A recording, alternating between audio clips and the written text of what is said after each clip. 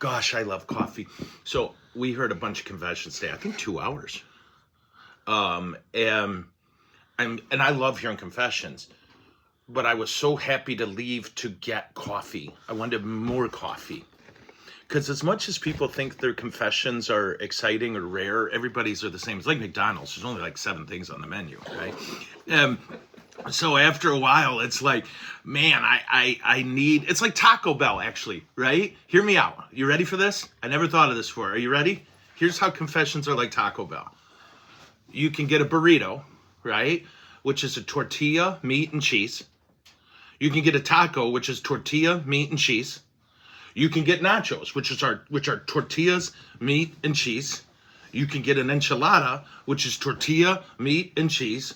Or you can get, what else we got? What's the one thing with the thing? You can get that, which is tortillas, meat, and cheese. It's all the same thing.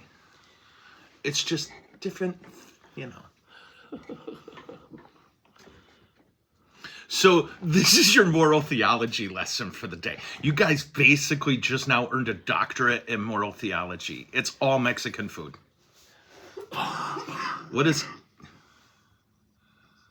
Yeah, and that person, we just say, no communion for you, like that. And it all works out great. I got to change this so I can see all your beautiful faces. Hold on. Okay, because you don't want to see this. Jesus took me out of the gene pool for a reason.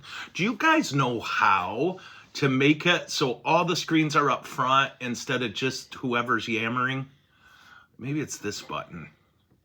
Change layout. Ooh. Oh, crap. Let's try tiled. Yeah, now we're doing some Brady Bunch shit. Okay. There. Did it change yours or just mine? Okay. I just feel bad, bro, that you got to see this. Okay. So we're the only people here.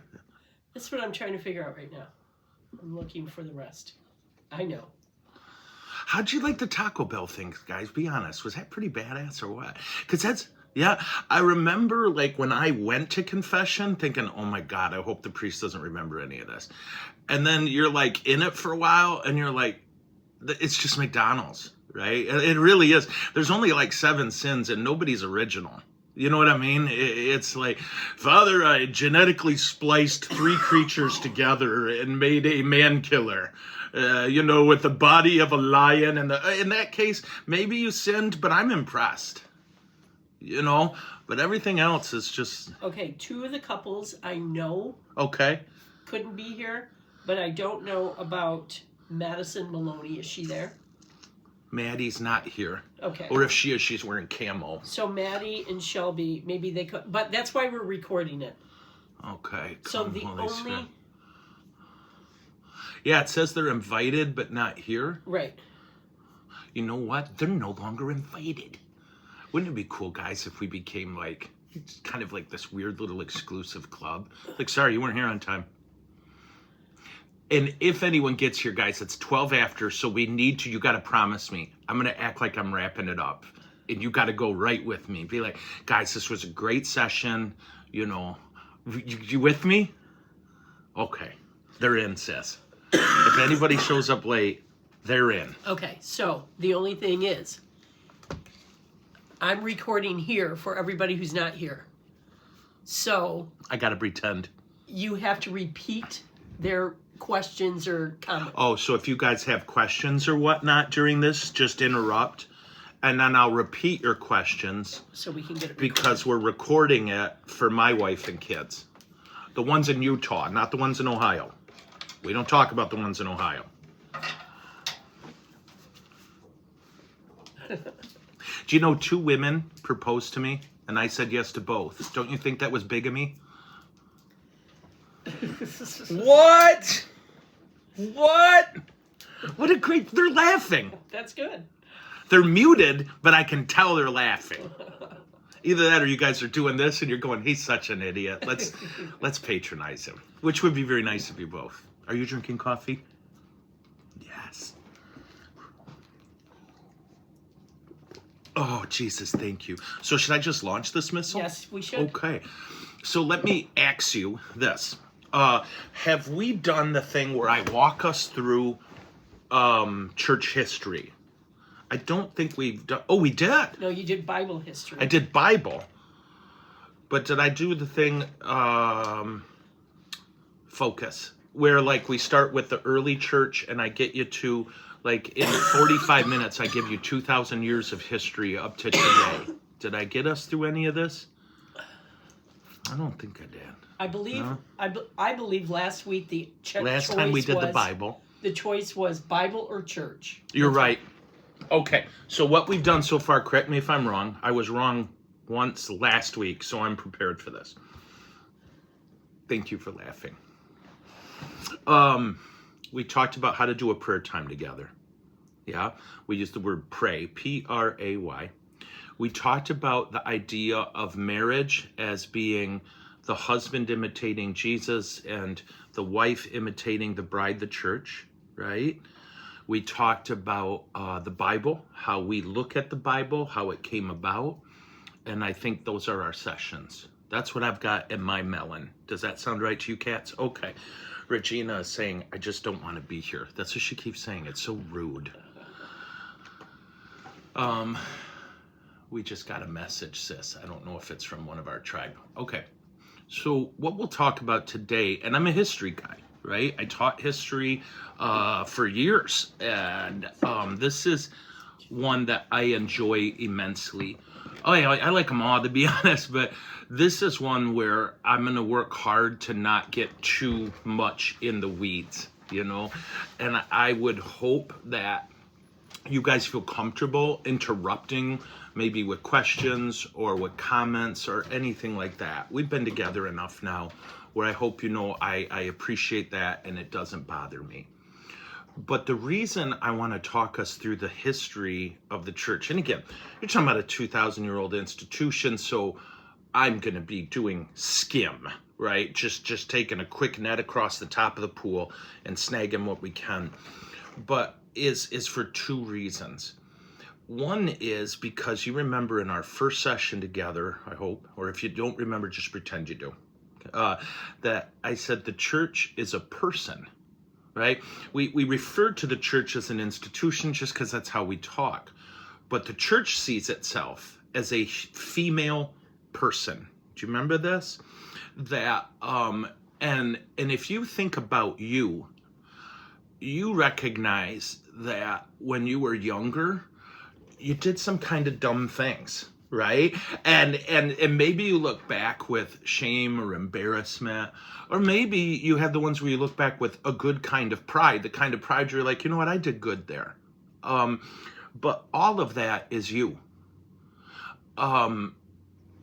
If you look at something bad you did in the past and you feel shame, you can say for the rest of your life, well, that's me. Or you can say that was me. And who I am now needed that person, right? If I hadn't made that mistake, I wouldn't be who I am now. So that's really important for us. And all of it makes you a part of who you are. How we doing? Is this making sense? The church is the same way. If you look at our history, you will see some of the most outstanding moral heroism and sacrifice you can imagine. And you'll see some things where you're like, oh, really? And both of it is the church. I think the clearest example of it actually comes from somewhat recent history. If you look at World War II, our Pope at the time was a guy named Pope Pius. And if you go to Israel today, in the nation of Israel, they can't build statues, right? They follow the Judaic law, which is you can't build any statues at all. So they find curious and inventive ways to do monuments. They have a place that's called the Forest of the Righteous. If you're not familiar with it, it's actually a beautiful concept. After World War II, when it became clear that the Nazis were carrying out a policy to try to exterminate Jews, they wanted a way to honor non-Jews who fought for Jews. right? And so I think most people are familiar with Schindler, right? Oskar Schindler. Okay. So he has a tree in the Forest of the Righteous, right? And they did that with all sorts of people. Pope Pius XII has a tree in the Forest of the Righteous and is credited with saving hundreds of thousands of Jews. Okay, hundreds of thousands. They snuck them through the Vatican, gave them fake baptismal certificates, or dressed them like priests. They did all kinds of very inventive stuff to smuggle Jews out of Europe or protect them while they were in Europe. And it's one of those things where you can look at that, and I think we should look at that and say, praise God, what a great pope, right? What a moral hero. At the same time, you can look at Germany and see there were Catholic priests and bishops who helped the Pope help Jews. And you can see that there were Catholic priests and bishops who helped the Nazis. Both of those are the church, right? Was the church morally heroic? Oh, absolutely. Was everyone in the church morally heroic? Oh, dear God, no. Humans are complicated. You're complicated. And the church is complicated. And when we look at her history, our goal is not to say the church is good or bad, because Jesus said she's good. Our goal is to say, this is who we are. And this is who we are becoming. If any of you are into history, there's a phenomenal historian named Tom Holland. He also played Spider-Man, is my understanding. Isn't that weird? Doesn't he have the same name as the actor? Yeah, okay. Did Tom Holland play? A guy named Tom Holland play? Okay. What were we talking about? Something with Jesus, I'm sure. Focus. Oh, Tom Holland has a book called Dominion. And if you're a history person, it's invaluable. Tom Holland is not Catholic. He's not Christian. He tends toward agnosticism. But he wrote a book that is extremely important for a very simple reason. When I went to college and I got my first degree in history, if a history prof at University of Michigan talked about the Catholic Church, it was to down it, right? It was to talk about how awful the church was or how bad the church is. And I call that pop history, right? It's a light, sugary version that tastes good but doesn't have any value. Holland, who was immersed in the collegiate historical world, was like, this is nuts. He says, whatever you think about Christianity, no force for good has ever existed as big as the Catholic Church. And it's fascinating. And what he uses is looking at human history and seeing how absolutely savage humans were. You look at the Roman Empire, and you just can't believe what was normal for people. It really wasn't until the spread of Christianity, mass spread of it, and about the 5th century, where suddenly an idea was introduced into humans, into the human world, that had never been introduced before. And you can read all you want. You'll never find anyone mention this phrase until Christianity. And the phrase is, quote, human dignity. That what early Christian church saw was, wait a minute, Jesus died for me. Ergo, I have value. God created me. Ergo, I have value. Jesus died for you. Therefore, you have value. It's kind of like Pawn Stars, right? That somebody brought you into Jesus and said, what's the value? And Jesus said, my very life, all my blood, all my breath. That's your value. No institution, no government, no tribe had any concept of this until Christianity. And you see almost immediately when Christianity began to spread, a fascinating thing. And you're going to laugh, but I'm serious. Humans lived longer. So, for example, when in the time that Jesus was born, I believe it was 1 in 3 boys born made it to 14 years old, right? Violence, starvation, disease. Those were the big killers of humans. Most people born did not make it to 13 years old.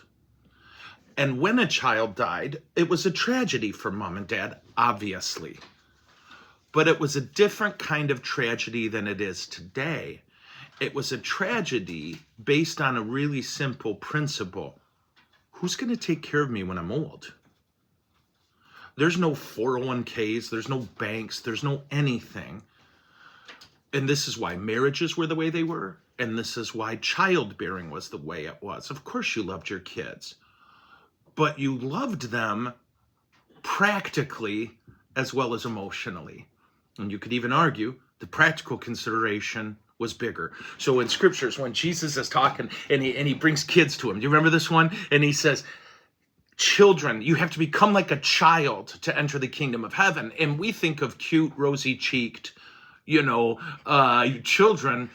No, he was talking about the people no one gave a rip about, right? Mom and dad got up, dad went to work, and mom went to war, kind of preparing for food or whatever they could do.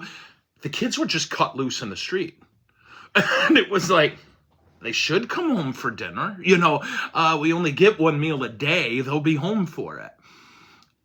Children were generally a nuisance.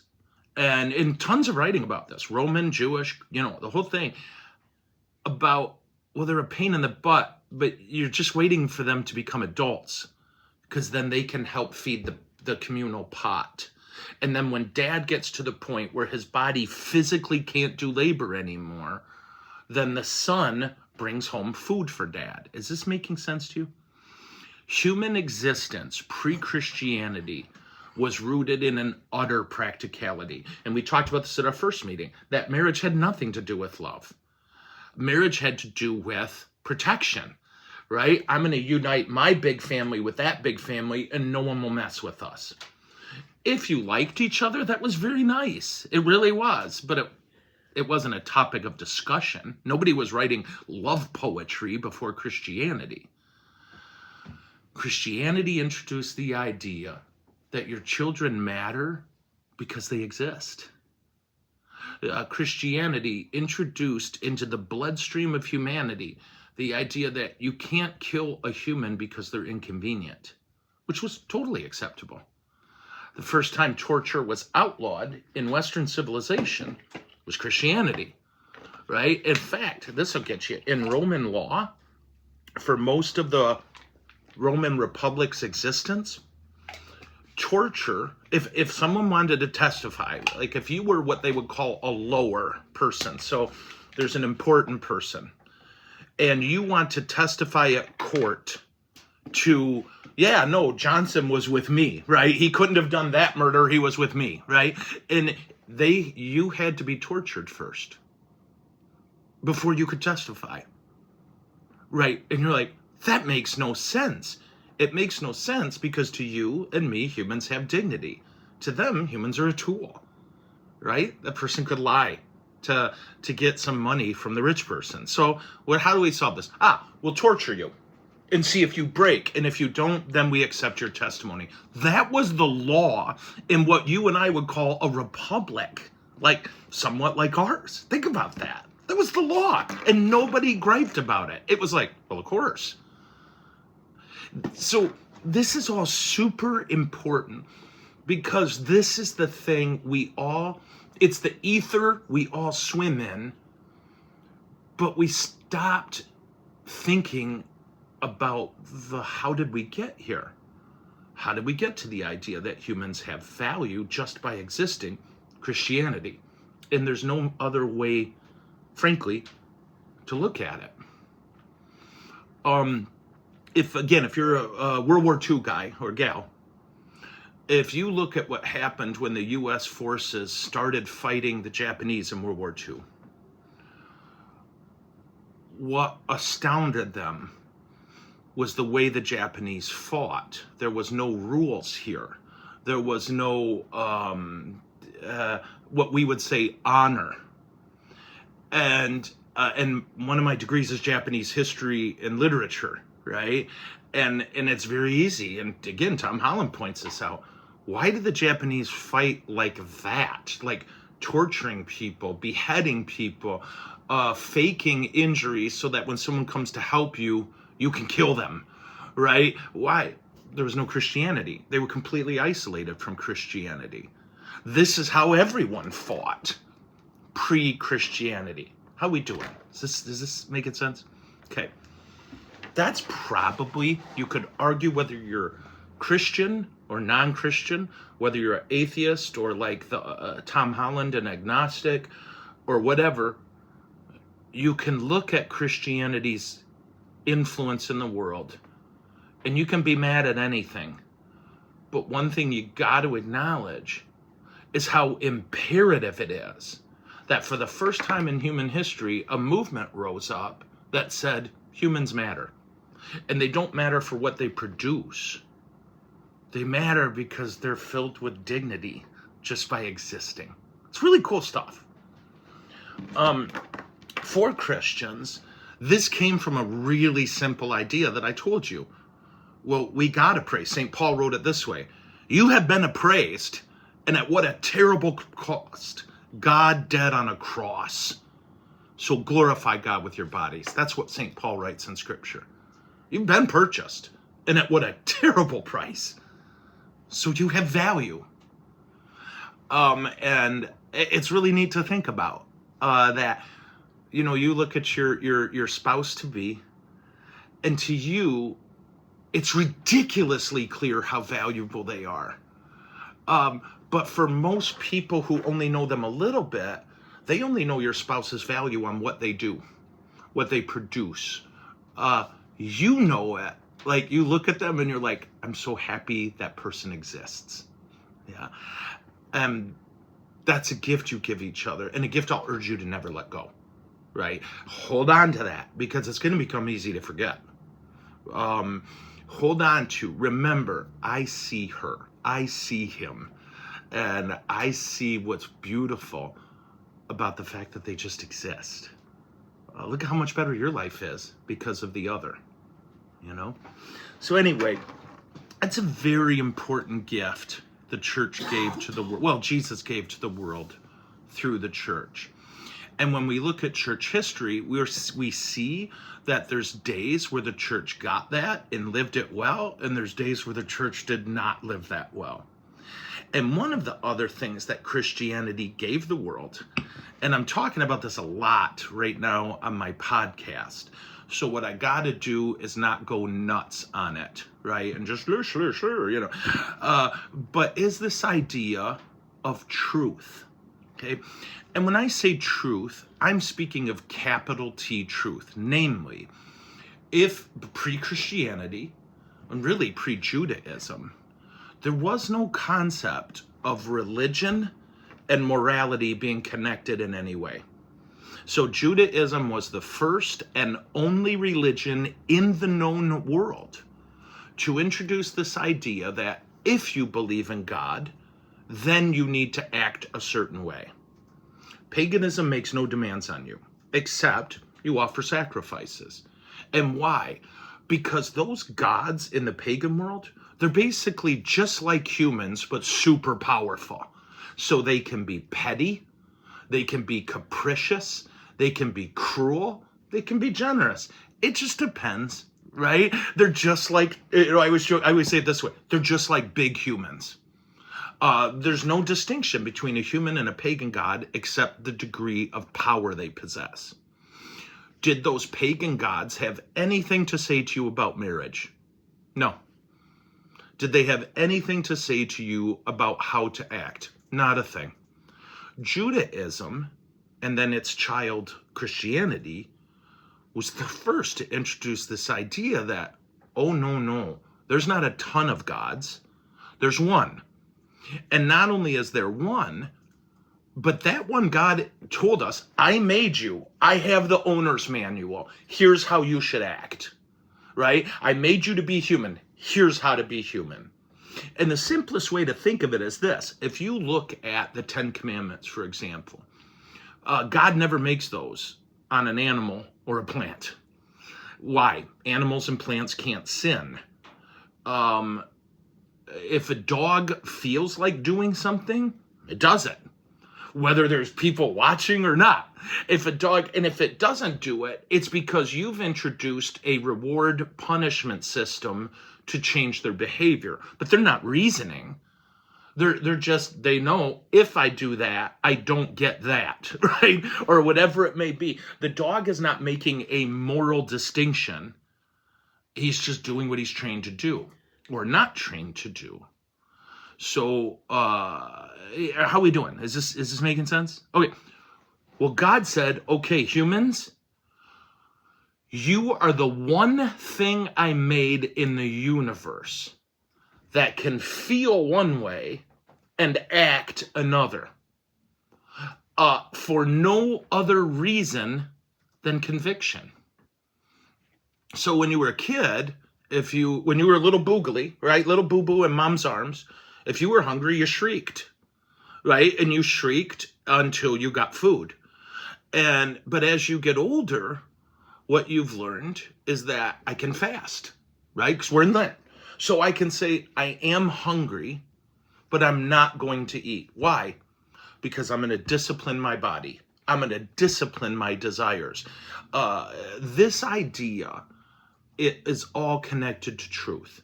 Either we are right about what God told Moses, or we're wrong. There's no third option. Christianity and Judaism had this idea of truth that they shared with the world, and the pagan reaction, particularly the Greeks, was a pretty predictable one, right? And what everybody else had was this idea of relativism, okay? Jews and Christians believe in objective truth. This is true or it's not true. All other religions at the time believed in something called relativism. Well, you worship Jesus? Okay, I worship Jupiter. The same thing, it's all good. Why? Because Jupiter makes no demands. Jupiter just says, yeah, offer sacrifices. If you want to worship Jesus, worship Jesus. Whereas Jesus says, John 14, I am the way, the truth, and the life. No one comes to the Father but through me. Right? So the first time objective truth bumps into relative truth says, no, we'll just incorporate your belief system into mine. And objective truth says, no, thank you. You do your thing. I'm going to do mine. But I'm not going to offer sacrifices to your God because he doesn't exist. When relativists, and we've seen this in American culture, I think, because American culture is relativist, right? There's no right, there's no wrong. The only wrong is to say something's wrong. That's called relativism. Well, what happens then when you've got this stubborn group of people saying, no, I'm not going to give in to this social idea because it's not true. And I might hurt your feelings, I don't know. It's not my intent.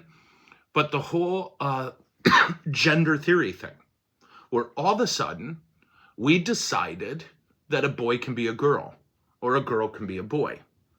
Now, a Christian looks at that and says, no, that's not true. Okay, but that's not true. Scripture's pretty clear. God made them male and female, and he made them complementary. That a male and female coming together are the only things in the universe that can create human life. Ergo, male and female is pretty darn important to us. Yeah? So there's two ways society responds to that. And generally what they respond with is, you can't say that, right? We say, no, gender's fluid.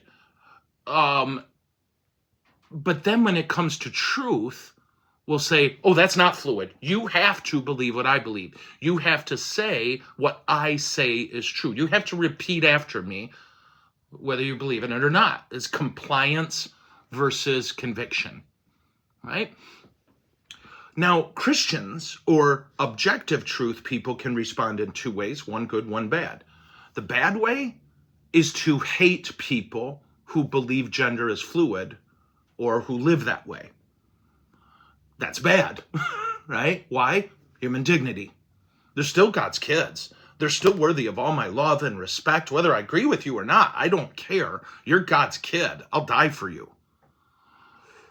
The other, that's what we're supposed to do. We can stand and shriek. We can stand and say, you're an idiot, or then all we've done is use truth as a weapon. And we subverted human dignity to truth. Am I making sense here? Tell me the truth. Okay. For us as a church, a great way to think about all of our history is when we've made mistakes, it tends to be because we put truth above human dignity, right? When we're at our best, we put human dignity above truth. We don't agree with Jews. We believe, I got a buddy who's an Orthodox Jew, and we always laugh about this. He's like, we have so much in common with you if you would just ditch the Jesus is God thing, right? Which is just hilarious. And then I would say, well, I'm going to go have some bacon, and it's funny because he's a rabbi, and so he says, well, I'm going to go be with my wife, and now I lose, right? But the key is this: he and I don't agree on who God is. If I'm at my worst, then I'll say, well, you're wrong. Screw you. Good luck with those Nazis. If I'm living the truth as we're supposed to, I say, oh my gosh, I really disagree with you. I believe Jesus is God, but you're God's kid. I'll die for you. I'll bleed for you. I'll sacrifice for you. And that, if you look at 2,000 years of history and you go, was the church doing the right thing or wrong thing? If you look and you're horrified at what we did, it's because we forgot. And we went, no, you're wrong, so screw you. And when did we tend to do that? Now, here's where it gets nuts, okay? When we had power. The church was always at her worst when she had power. If you look, and again, if you don't like history, just ignore all these books I'm mentioning, okay? There's a book called Thor's Angels, and it's a fantastic history of the Western Roman Empire after the area that comprised the Western Roman Empire after the collapse of the Western Roman Empire. Do you guys know what I'm referring to? So around the 5th century, the Roman Empire was divided about in half. There was the Eastern Roman Empire, which was, if you look at a map, what do they call Constantinople now? Istanbul. If you look at Istanbul and you kind of draw a line like that curves down a little bit, that's the Eastern Roman Empire, and it lasted until the Muslims found gunpowder, okay? If you look at the Western Roman Empire, it collapsed in the 5th century, the early 400s, mid 400s, and it just devolved into total chaos. What this book covers is this time in the history of the Western Roman Empire where the central government was gone. And who jumped in and filled in the gap?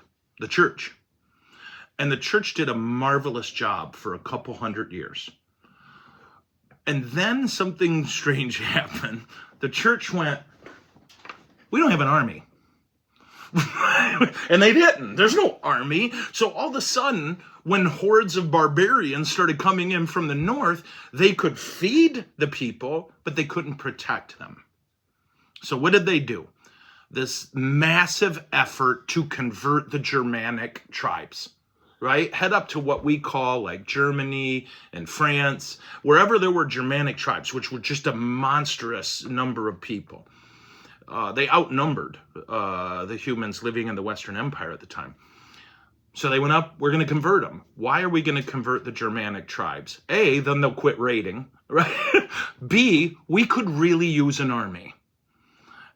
And it worked. They converted the Germanic tribes in huge numbers. And then the Germanic tribes began to defend and fight for the church. Praise God. Except, now that you got an army, well, why not just, maybe take a little land, right? Just something we can call our own, And then why not, And next thing you know, in a few hundred years, the church is the preeminent political military authority in Europe. And guess what? She was awful. Now that she had power, people who craved power join the church. Right? If you could right now, if you knew, gosh, if I can get elected, senator in Michigan, I'll have supreme power, and you're a power person, the worst people in the world are going to get into the church leadership. Why? The people, because they want power, not because they love Christ or because they want to serve. And that's where you get into the church kind of at her worst. And the church at her worst had political might. And as a result, the worst people took charge. There's a great book called The Bad Popes, and it lists this period of popes where you're just like, sweet Lord in heaven. These are awful human beings. They didn't even believe in God most of the time. And you're like, well, how did they get pope? Oh, it's really easy. You just kill everybody else, and then you can be pope. And why did they want to be pope if they didn't believe in God? So they had power.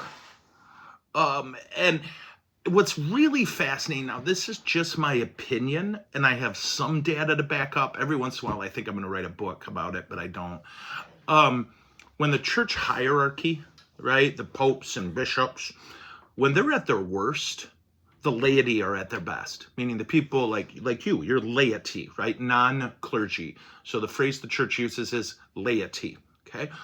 When the laity's at their worst, the hierarchy's at their best. It's almost this bizarre seesaw, and it's really funny. So if you look at the 15th century, focus. Yeah, the 15th century in Italy, you can't go 2 blocks without bumping into a saint, right? A canonized saint. Like Italy was cranking out saints like it was a full-time job. And the popes at the time were the worst. Right? That God always seems to have this balance. When one end of the equation fails, the other rises up. And where does the failure come from? Again, I'm speaking very sweeping, right? We're talking 2,000 years here. When we mess up and we get power and we put truth above human dignity. It's fascinating to think about, because if you look at the person of Jesus, and this goes all the way back to our first session, right? Where the husband is Jesus, the bride is the church, right? And the husband had all the power in that culture. So just like Jesus, who has all the power in this relationship, what did Jesus do for his bride? He became small. He used his power to save and serve her, not to dominate her.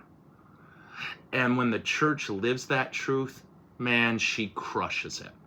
When I was in seminary with a fellow from, now guys, this is 94. So South Africa was just emerging from apartheid. Do you guys know about apartheid? Oh, great. Okay. There were 2 seminarians from South Africa. And when I talked to them, I was amazed, because they were saying the Catholic Church in South Africa is out of control.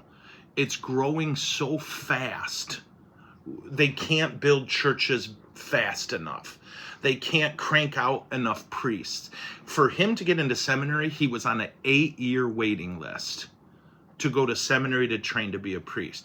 And we were like, what the heck is going on? And he told me, the church was the only one fighting for us during apartheid.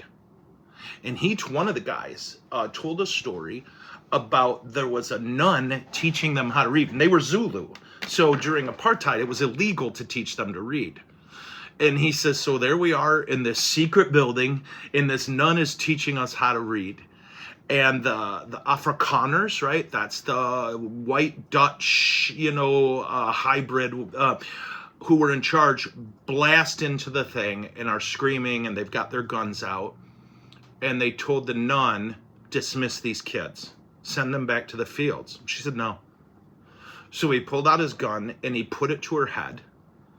And she said, you have to kill me or leave. And eventually the soldiers left, and she continued her lesson, right? And he was like, they were willing to die for us.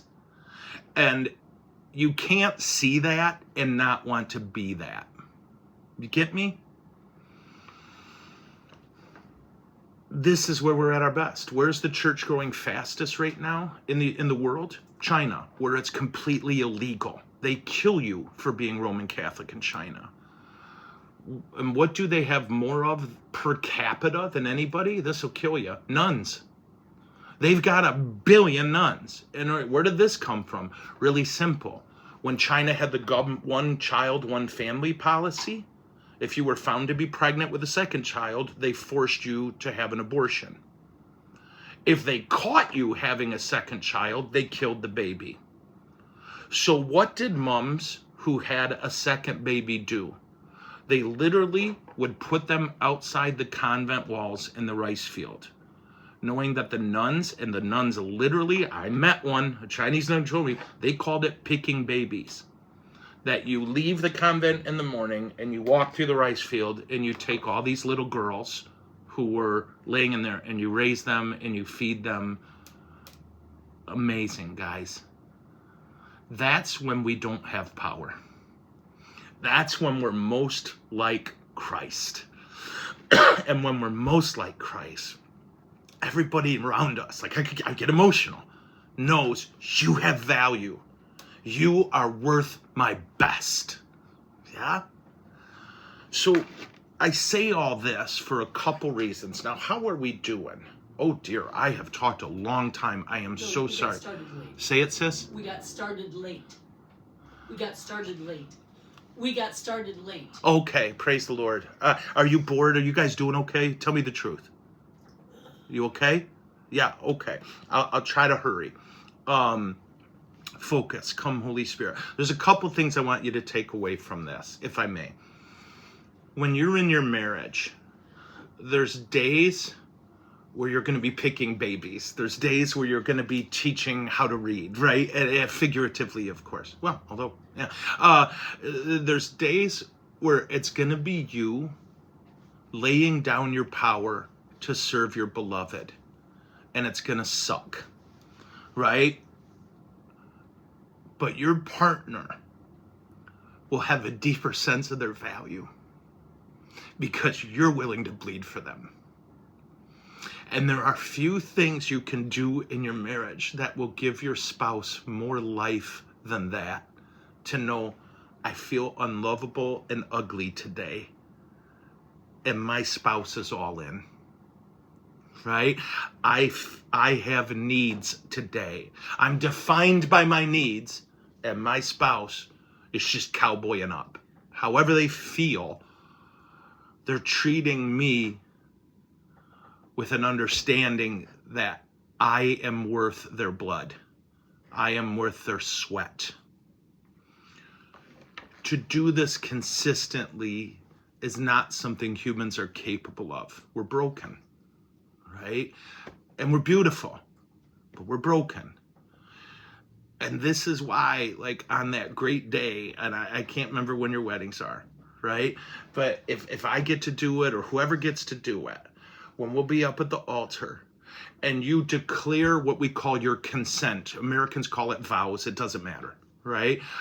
Namely, this chick's mine, right? And I belong to this chick. And that dude is mine. And I belong to that dude. When you declare that, the church says that Jesus' power enters. Is that your boogly?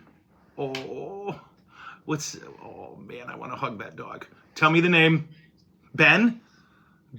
Binks, nice. Hi, boo-boo. I don't know if my dog went to be with the Lord 2 weeks ago. I miss her so bad. Oh, thank you. So I'm living vicariously through your knucklehead right now. Thank you. Carrie, she's offering me the dog. Yeah. Focus. Come, Holy Spirit. When you declare your consent, or again, we say vows, whatever you want. We believe, what we teach is Jesus enters your human love and he gives it his divine strength, right? So I want you to take a few things away from today.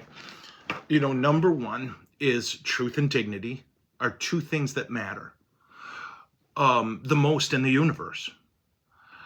And we will always serve the truth, but we will always remember the dignity of the person to whom we're addressing the truth or living the truth. Always. Because we are tyrants when we forget human dignity. And we are wimps when we forget truth. And the world doesn't need more wimps. The world doesn't need more tyrants. The world needs saints. So I want you to remember that. Number 2, I want you to live that with your spouse as best you can by God's grace. And when you hit the wall, that's when you stop. Jesus, give me strength. Right? Jesus, give me strength. And I can't remember if I gave you this image, shut me up. But if you think of, like, for me, I'm a visual person. I like to picture a bottle of pop, right? So there are days, like, I'll be honest, for some reason, I didn't want to, like, about an hour into confessions, I started to get, I want to move. And I hate that because I want to be there for people and I want to serve well. And so I promise, it's so funny. I just said, Jesus, help me to cowboy up and be here. Right? And I have to pray that a lot. I do. I can spend my whole life living an hour from now and missing the hour I'm in. Right? So I'll say something like either Jesus help me be where my shoes are, or Jesus help me to be here. Right? Whatever. And as I prayed it, I pictured a pop bottle being shook up. When you guys get married, you'll be filled up to here and all the power you need to live your marriage well. Not easily, but well. And you just ask Jesus, shake that up, right? And then you open yourself up and let it blow, right? Just beauty and grace and love and light everywhere. So I ask you to remember those things, yeah? And then on a more minor, but I think somewhat important point, come Holy Spirit. Try to be conscious of your spouse's history. They have a story. And I would assume you know a lot of it, but there's probably a lot you don't know too. Because for them, it's so ingrained in their consciousness, it never occurred to them to tell you, right? Like, this is dumb, okay? But after my mom died, I went back to my assignment, and my heart was in 30 pieces, right? And the first week I was back, and my mom died of Alzheimer's, I had 3 Alzheimer's deaths. And every one of them, I thought I was going to die, right? Because, I got to keep it together, be like, well, do all the prayers. And I can't be the one falling apart. They're falling apart. I need to be the one who's got this, And it was savage. And there were times where I would catch myself getting mad at people for the next month because, do they not know my mother died? No, they didn't. How could they know? It was so forefront in my head, I couldn't believe the whole world wasn't looking at everything through that lens, right? And we can get that way, and it's okay. It's all part of being human. But something from our past that we just kind of filed away, and now we see everything through that lens. And maybe Jesus wants to, clean off that lens. Maybe he wants to take it off. I don't know. But it might be you've just never got to that point yet where they say to you, oh my gosh, you don't know this, right? But blah, blah, blah, whatever, good or bad. Be patient with each other's history. Be tender with it. Be loving. Be healing. If someone shares a past wound, a great response, and I know it sounds weird, but it's to just say, well, Jesus, heal that wound. I ask Jesus right now to heal that wound in you. Or if they tell you something glorious from their past, Jesus, help us seize that joy, right? You can have him constantly a part of your marriage just by dragging him into it. You know what I mean? So be patient with each other's history. Your spouse is going to do really stupid things sometimes, but it makes sense to them. And if you ask them why, you'll get an answer, and it'll provide you with clarity. But now I think I'm rambling. In the end, I just wanted to give you that, right? This idea of history, that and I get defensive about this, but if you talk to people, they'll reduce church history to the Crusades, Galileo, and burning heretics. And the funny thing is, and it's not funny, I guess, but I will defend the Crusades till my dying breath. We absolutely had to defend Jerusalem. Christians were being killed. And we never expanded that war beyond the Holy Land.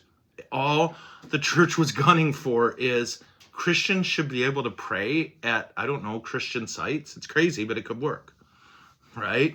I'll defend the Galileo thing because it's not what you were told. I'll tell you for a fact, and again, what's his name will walk you right through this, the Inquisition wasn't anything like you were told. And one of your little pieces of evidence for it, and again, this is Tom Holland writes a lot about this, is how many Latin phrases are in jurisprudence, American jurisprudence. You hear Latin phrases all the time, right? Why?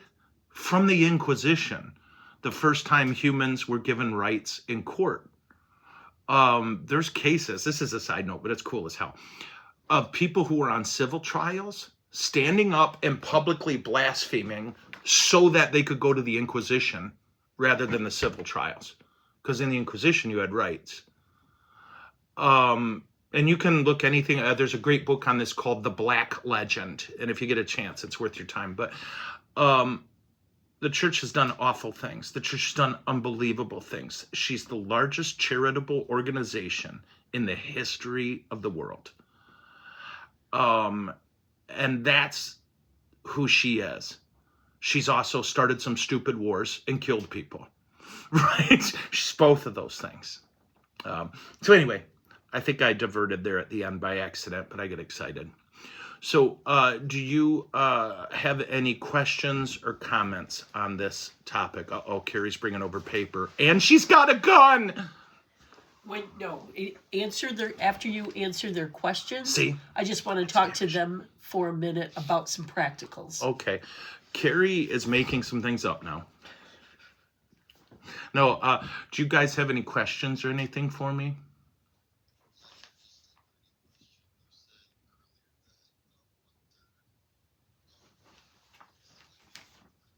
Yeah. Oh, Repeat the question. oh, that's right. Okay, so the question, because I got to repeat the question. The question is, we said 1 in 3 boys made it to 13, and after the church, that number went up. Don't have an exact number. Not to be stupid, I just read it went up. And humans began living longer. And some of it was the idea, truly, I know this sounds funny, but there was a lot less wars. There was a ton less wars. There was also more food available. One thing the church has always been masterful about is moving food from A to B. And I know that sounds funny, but in post-Western government, Roman Empire, the ability to get grain from there to there was everything. And the church could do it, right? She could do it. But those were the contributing factors, right? Less war, more food. Oddly enough, of course, dudes get it, right? Guys are like, wait, no war and more food? Please, yes. But disease always was a factor, right? Until we figured out germs and washing hands and things like that, disease has always been the number one killer. And I thought you were going to, you know what I thought you were going to ask? What about girls? I did. But you want to hear something funny? And ladies, I love you. They didn't count it. We don't know. Right? Because a girl's job was to make a boy. Right? Isn't that crazy? But that's how it worked. Romans didn't count girls. Jews did-ish, but only if they married. Isn't that nuts? We can call it nuts. Okay. Yeah, Regina gave me a look, and I'm scared. Yeah. Okay. So, guys, I just love getting to talk to you, and I appreciate your patience. I can't imagine this is fun, but I love it. So, just know I have your names all written down and pray for you ever since our first session, and I'm just stupid excited for wedding day. I am. And what I'll do now is I'm going to give this thing to Carrie. She's drunk. Who's a little bit drunk. And then she's going to answer practical questions, I think. Okay? But thank you, guys. I hope you have an awesome day. I do. Oh, and don't forget, I think you got to change your clocks tonight. Well, actually, your generation, they don't change clocks. The clocks change them. Okay. See ya. After I talk to them, we have. Huh? Oh, sorry. Let me put my hearing aids in. Sorry, sis. Okay, I'll get out of your way. Hey guys, I thought last time you had a session that you guys had some questions. So I just wanted to go over it, and I know there's not a lot of you here, but everybody else will watch it on the recording. This packet that you received from Teresa Dyer is key. This is especially key, the last page. It has, the readings and all that stuff for the liturgy. Teresa will do up for those of you, well, both of you guys will be married by Father Joe. So she will do up a binder and she'll have the readings. Just a little forewarning. Sometimes what we run into is you'll say to somebody who's doing the reading, oh, we're doing, Isaiah, whatever. And they'll look up a different version. We will do the version that's in the book, in the binder. So if you need that, you can certainly take that. And often when people come to rehearsal, they'll take a picture of it so they can look at it later, okay? Simple. Just to give you an idea, Blake and Sylvia, who are not here today, they'll watch this later. They're getting married in June. And then Jeff and Nicole and Brett and Regina are also getting married in June. Jeff and Nicole are not getting married at Holy Family, so we're most anxious to get, Teresa is most anxious to get them going. To request your baptismal records from the church of your baptism, it has to be within 6 months. So I'm sure she's going to be contacting the June, July, and there'll be an August. All you guys can start getting your baptismal records in. Everybody else, or you guys might be a little bit later, Gracie. And I think that's it. Do you guys have any questions just about the practicals, about rehearsal, about the church?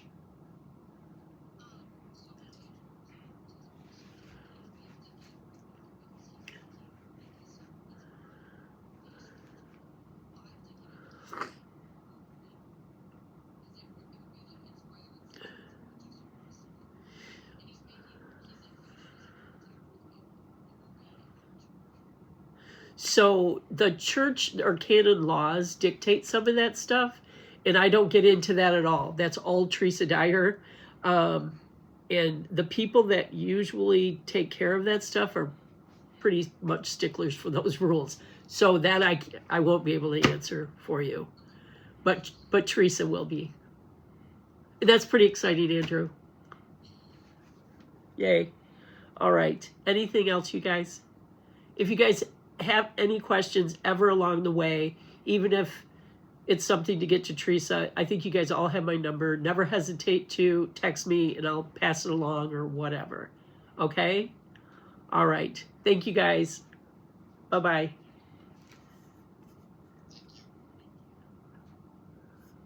Okay. All right. Yep.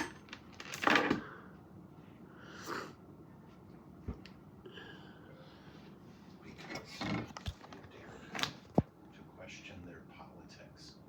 Stop.